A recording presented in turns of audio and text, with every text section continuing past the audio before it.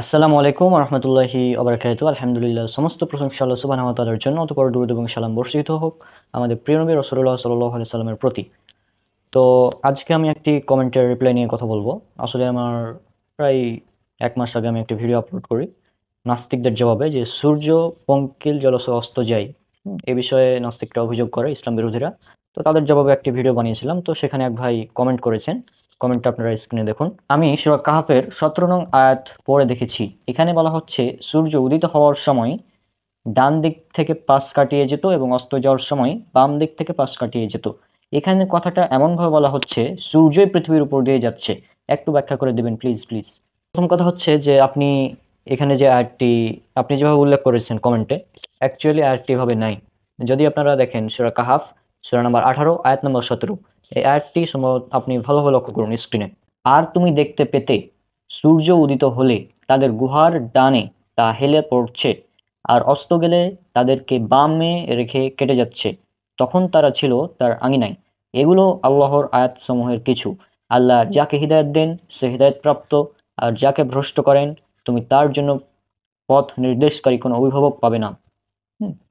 এই আয়াতের অন্যান্য অনুবাদে বলা হয়েছে এটি আল্লাহর নিদর্শন সমূহের মধ্যে অন্যতম। ফলে এই আয়াতে যে বিষয়টা উল্লেখ করা হচ্ছে সেটা হচ্ছে মানুষের দৃষ্টিভঙ্গি থেকে আবার ওই একই বিষয়ে চলে আসছে ঘুরে। যে আল্লাহ প্রথমে বলে তুমি দেখতে পেতে, না আমরা কি দেখি? আমরা কি দেখি সাধারণত? আমরা দেখি যে সূর্য উঠছে, আমরা দেখি সূর্য অস্ত যাচ্ছে, তাই না? তো এখানে আমাদের দৃষ্টিভঙ্গি থেকে বলা হয়েছে যে আমরা যেটা দেখি। তো ওখানে মূলত সূরা কাহাফটা আসহাবে কাহাফের যে ঘটনা নিয়ে উল্লেখ করা হয়েছে, যে আসহাবে কাহাফের কয়েকজন যুবক ছিল, তাদেরকে রাখা হয়েছিল প্রায় ৩০০ বছর এবং আরও ৯ বছর, যেটা সূরা কাহাফ ১৮ নম্বর সূরা ২৫ নম্বর আয়াতে উল্লেখ করা আছে। তো অনেক লম্বা ঘটনা। তো যাই হোক, ওখানে এই আসহাবে কাহাফের আয়াতে যেটা বলা হচ্ছে, ওই আসহাবে কাহাফে যারা ছিল তাদের উপরে তারা দেখতে যখন সূর্য উঠছে তখন ডান দিকে, অস্ত যাচ্ছে তখন বাম দিকে, অর্থাৎ সূর্যের আলো বা রোদ তাদের উপর পড়তো না। এই বিষয়টা এখানে উল্লেখ করা হচ্ছে। তারপরেও আমি এখানে আমাদের ডক্টর আবু বকর মোহাম্মদ জাকারিয়া হাফিজাহুল্লাহ স্যারের যে তাফসির, সেটা আপনাদের পড়ে শুনিয়ে দিচ্ছি। তাহলে আরও বিষয়টি ক্লিয়ার হয়ে যাবে ইনশাল্লাহ। আয়াতের অর্থ বর্ণনায় দুটি মত রয়েছে। এক, তারা গুহার এক কোণে এমনভাবে আছে যে সেখানে সূর্যের আলো পৌঁছে না। স্বাভাবিক আড়াল তাদেরকে সূর্যের আলো থেকে রক্ষা করছে, কারণ তাদের গুহার মুখ ছিল উত্তর দিকে।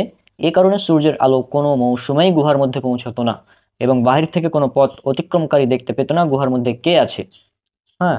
২ নম্বর, তারা একটি প্রশস্ত চত্বরে অবস্থান করা সত্ত্বেও দিনের বেলার আলো সূর্যের উদয় বা অস্ত কোনো অবস্থায় তাদের কাছে পৌঁছে না, কেননা মহান আল্লাহ তাদের সম্মানার্থে এ অলৌকিক ব্যবস্থা করেছেন।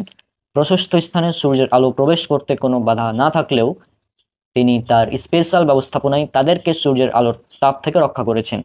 এ অর্থের সাপেক্ষে প্রমাণ হলো মহান আল্লাহর বাণী। এটি তো আল্লাহর নিদর্শন সমূহের অন্যতম।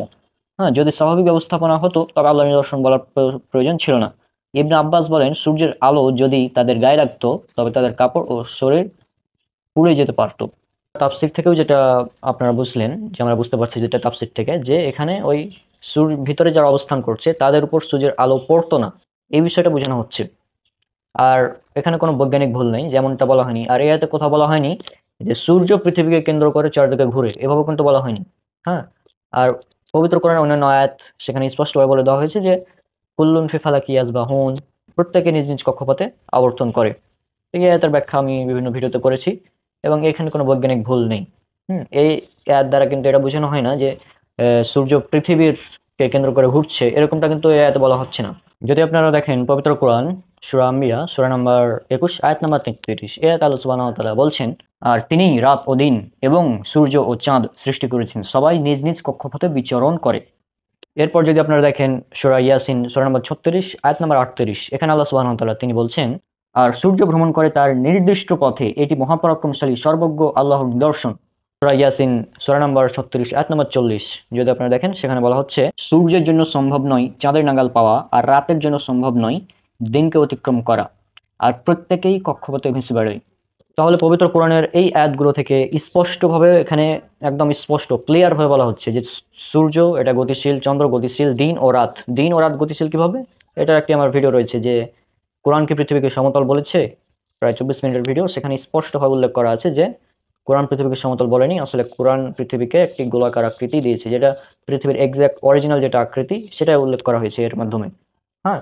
তো এটা আপনারা দেখবেন, তাহলে বিষয়টা ক্লিয়ার হয়ে যাবেন। আর এখানে আমি আরেকটি বিষয় উল্লেখ করে দিই, যেহেতু আশা করছি আপনার প্রশ্নের উত্তর আপনি পেয়ে গিয়েছেন, যে ওই আয়াতে কখনোই বলা হয়নি যে এটা মানে পৃথিবীর উপরে সূর্য ঘুরছে, এ আয়াতে কিন্তু এটা বলা হয়নি।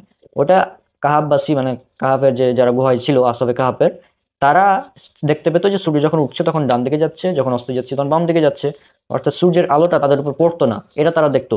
হ্যাঁ, তো এখানে তাদের ব্যাপারে বলা হচ্ছে, এখানে কখনোই বলা হয়নি যে সূর্য পৃথিবীর উপর দিয়ে ঘুরে, চারিদিকে ঘুরে, এই ধরনের অবৈজ্ঞানিক কথা এখানে বলা হয়নি। আর এখানে আরেকটি কথা বলে রাখা ভালো, যে আপনারা জানেন আমি এই অনলাইন জগৎ, দাওয়াতি প্ল্যাটফর্ম, হ্যাঁ, তারপর ইসলামিক পড়াশোনা ইত্যাদি থেকে প্রায় বিরতি নিচ্ছি। কারণ হচ্ছে আমার অনার্সের অনেক বড় একটা সিলেবাস, এটা কমপ্লিট করতে হবে। আমি ডিপার্টমেন্ট অফ বোটানি, নওয়াবগঞ্জ সরকারি কলেজ, এখানে পড়াশোনা করি, এখন অনার্স সেকেন্ড ইয়ারে উঠলাম। তো এই অনার্স চলাকালীন সময়ে আমার পক্ষে এই দুটাকে ব্যালেন্স করা আসলে সম্ভব না, এবং আমার ফ্যামিলি থেকে বলা হয়েছে যে তুমি আগে অনার্সের পড়াশোনাটা শেষ করো, তারপর এগুলো নিয়ে কাজ করিও, এটা বলা হয়েছে আমাকে। তো আমি বললাম হ্যাঁ ঠিক আছে, আমি এটাই করব। আর এখন থেকে আপনাদের উপর একদম এটা ক্লিয়ার করে দিলাম যে আমি আর অনলাইনে সেভাবে আসছি না। মাঝে মধ্যে যদি সময় পাই, অর্থাৎ আমার একাডেমিক পড়াশোনার পাশাপাশি যদি সময় পাই, যদি সময় হয়, তাহলে ইনশাল্লাহ আমি এই মাঝে মাঝে কয়েকটি মানে বিভিন্ন ভিডিও বানিয়ে আপলোড করব। তাছাড়া রেগুলার আগে যেভাবে করতাম সেটা আর সম্ভব না, আগে যেভাবে রেগুলার লাইভ করতাম সেটাও সম্ভব না। হ্যাঁ, আমার সালাফি দাওয়া প্ল্যাটফর্ম টিম, আপনারা দেখেছেন আমাদের টিমে অনেকেই রয়েছে, আমাদের অনেক দিনই ভাইরা রয়েছে। তো তারা তাদের কাজ কন্টিনিউ করবে ইনশাল্লাহ, অনেকেই রয়েছে তারা কন্টিনিউ করে যাবে কাজ। হ্যাঁ, তাদেরকে পেজের অ্যাক্সেস দিয়ে দেওয়া হয়েছে আমাদের সালাফি দাওয়া প্ল্যাটফর্ম পেজের। তো তারা সেখানে কাজগুলো করবে, আর আমার আগের যেসব ভিডিও রয়েছে সেগুলো নিয়মিত ইউটিউবে, সরি পেজে, ফেসবুক পেজে আপলোড করা হবে। কারণ আপনারা জানেন আমাদের পেজটা নতুন, আগের পেজগুলো নষ্ট হয়ে গেছে, আমাদের পেজগুলো এখন নতুন। তো এই থেকে অনেক কাজগুলো এখন করা হবে। তো সবাই আমার জন্য অনেক অনেক দোয়া করবেন, আমাদের টিমের জন্য দোয়া করবেন, আমাদের টিম মেম্বার প্রত্যেকেই যেন সালাফদের মানহাজ অনুযায়ী দাওয়াতি কাজ করতে পারে, তার তৌফিক দান করেন। তো সবার কাছে দোয়া চাই। আজকে বিদায় নিচ্ছি, হয়তো ইনশাল্লাহ দেখা হবে কোনো একটি ভিডিওতে পরবর্তীতে। সবাই আমার জন্য দোয়া করবেন।